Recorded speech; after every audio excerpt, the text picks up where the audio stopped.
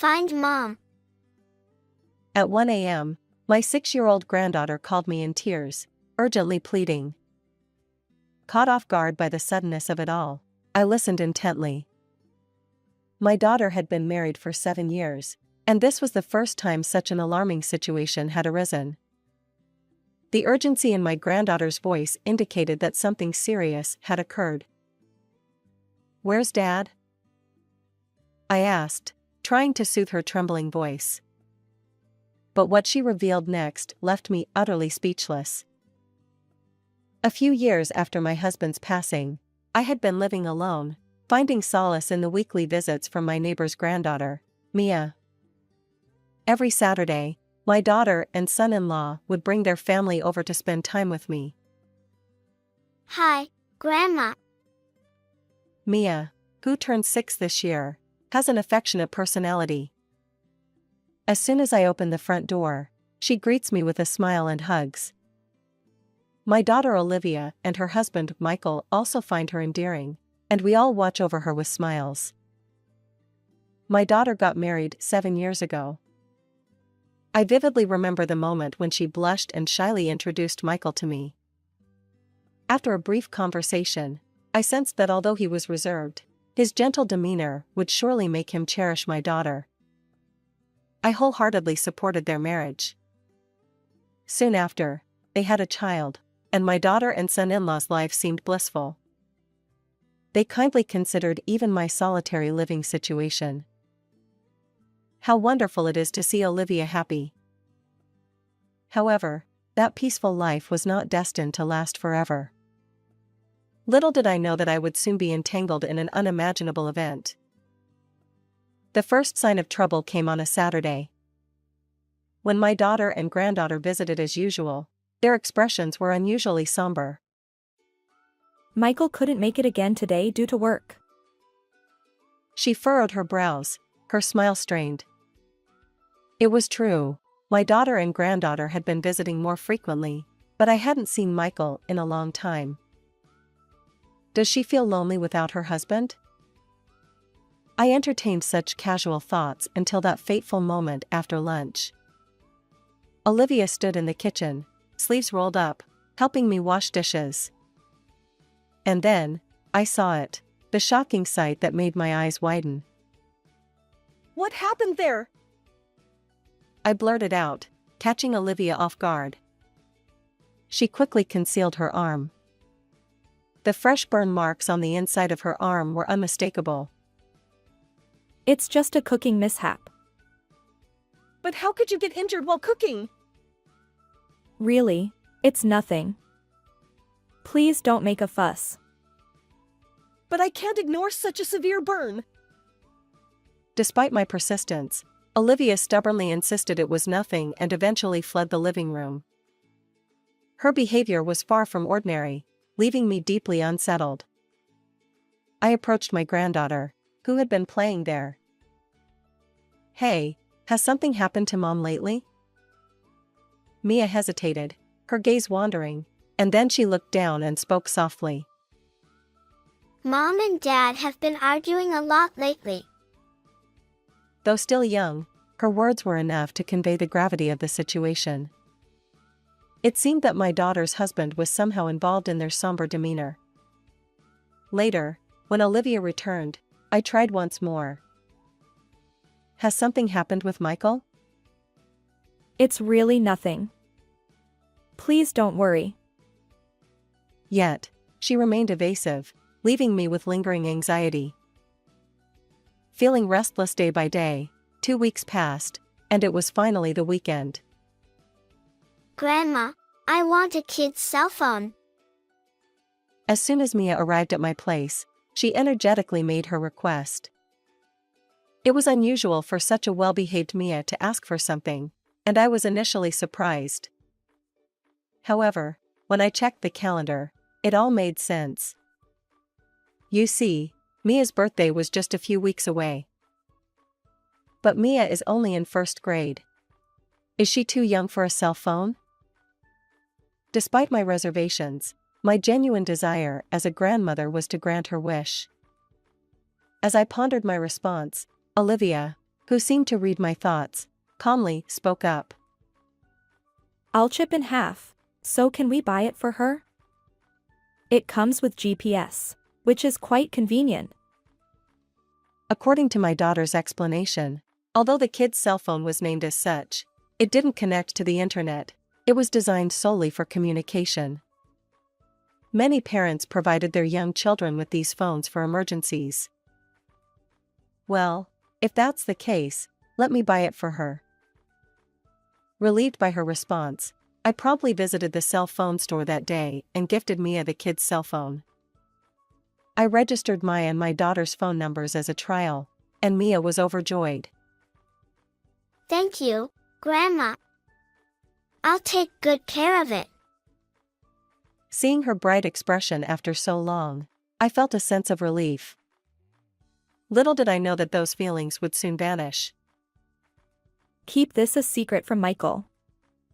He's strict about these things. Whispering beside Mia, my daughter shared this confidential information. Startled, I shifted my gaze to Olivia, who wore a solemn expression as she stared at the kid's cell phone. Has something happened after all? I couldn't help but ask, given her intense demeanor. However, my daughter remained evasive, shaking her head weakly. No. Mom doesn't need to worry. Everything's fine. Her resolute refusal to say more left me speechless. What on earth is happening in Olivia's family? And then, on a day when anxiety and mystery had been building up, a decisive event finally occurred. It was 5 days after I'd bought Mia the kid's cell phone, late at night. The ringing of the phone on my bedside table jolted me awake. Rubbing my tired eyes, I checked the time. It was 1 a.m. Who could be calling at such an unreasonable hour? Still groggy, I pressed the answer button. Grandma, find Mom. Suddenly, a tense voice pierced my ears, jolting me awake. I checked the caller ID. It was Mia. Her personality and urgent tone left no doubt that this wasn't a prank call. Where's Dad? Mia, what happened over there? Considering the past few months of Olivia's somber expressions, I wondered if this might be an emergency. Mia, still sobbing on the other end of the line, uttered shocking words. Dad hit Mom and took her somewhere. Wait, what? As Mia's cries echoed, darkness enveloped my surroundings. Clearly, there was a serious issue between Michael and Olivia. I'm coming right away. Stay put. Leaving the phone connected, I rushed out of the house. I didn't know the details, but one thing was certain, my daughter and granddaughter were in danger. 15 minutes later, I arrived at Olivia's home. The living room had transformed into a scene of devastation. What is all this? Toppled photo frames and shattered dishes littered the floor. It was evident that someone had wreaked havoc. Stunned, I turned to Mia, who tearfully handed me the kid's cell phone. Mom said something to Dad, and they got into a fight. As the video played on the screen, I was once again rendered speechless. There was Michael, grabbing Olivia, shouting, "You probably look down on me too, don't you?" It seemed that Mia, who had been asleep, woke up to their argument and secretly recorded the entire incident. Furious, Michael had taken Olivia somewhere.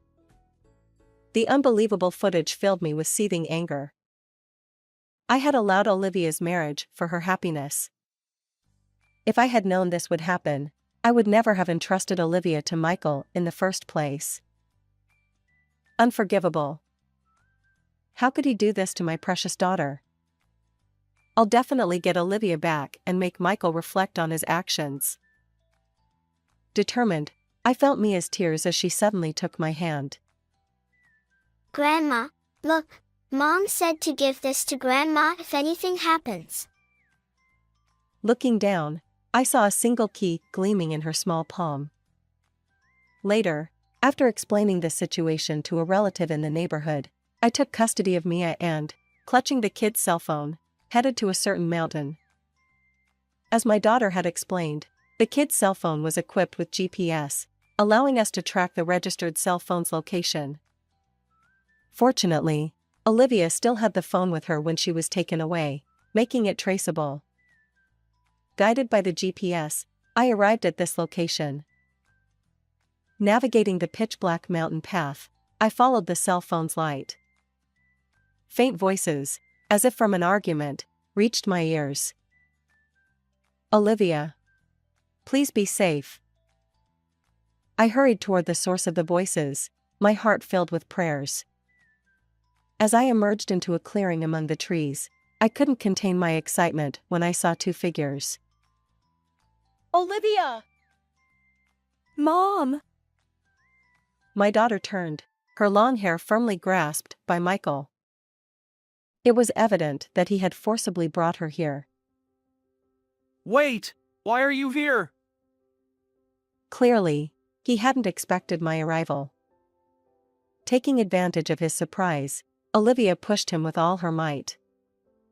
His grip loosened, and she sprinted straight toward me. But as I embraced her, my shock grew. Olivia's right cheek was swollen and red. Evidently, Michael had harmed her. My anger surged, and I stepped forward, glaring at him. How dare you treat a woman so horribly? Olivia's always mouthy. She's the problem. It's despicable to take your frustration out on her just because you lost your job. What? Why are you saying that? Facing a dumbfounded Michael, I recalled everything that had led me here.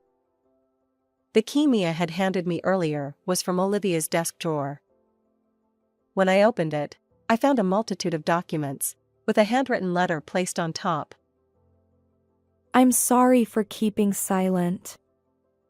Everything is documented here. The letter began with unbelievable revelations. According to Olivia, Michael's behavior had changed about 5 months ago. He returned home late, intoxicated, and spent weekends away. His demeanor had shifted, and he became increasingly aggressive. Initially, Olivia attributed it to work stress and tried to talk to him, but Michael's anger escalated, and he began physically hurting her. The burn on her arm was also inflicted by him. As I read Olivia's letter aloud, I fixed my gaze on Michael, who wore a bitter expression. "You were fired from the company 6 months ago, right?" Yeah, well, I quit because there was no future there. "Don't lie. You embezzled company funds, and that's why you were let go." Michael stared at me, wide-eyed, shocked by my words. As it turns out, Olivia had noticed Michael's increasingly odd behavior and mustered the courage to call the company to inquire about his usual demeanor.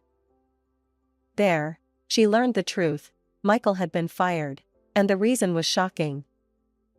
The company had shown leniency, allowing him to return the embezzled $35,000 in full, which prevented any legal action. However, Michael took advantage of this situation, keeping the truth hidden from my daughter. However, burdened by substantial debt and with nowhere to turn for advice, he grew increasingly frustrated. Eventually, he began directing that stress toward Olivia. "Really, you should have consulted me from the beginning." As I gently touched my daughter's reddened cheek, she looked down, seemingly embarrassed, and tears welled up in her eyes. I'm sorry. I thought this was a family issue. I didn't want to cause any trouble for Mom. Olivia's strong sense of responsibility became a double-edged sword. She tried to handle Michael's problems all by herself. Knowing everything, my daughter attempted to avoid upsetting him as much as possible. She discussed the issue of his dismissal and the debt when he was in a good mood, but despite her efforts, the situation escalated into the current turmoil.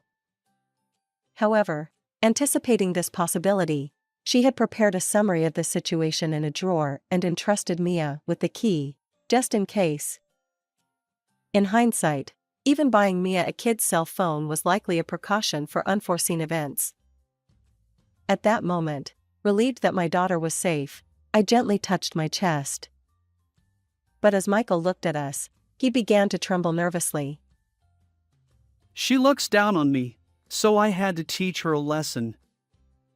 I haven't done anything wrong.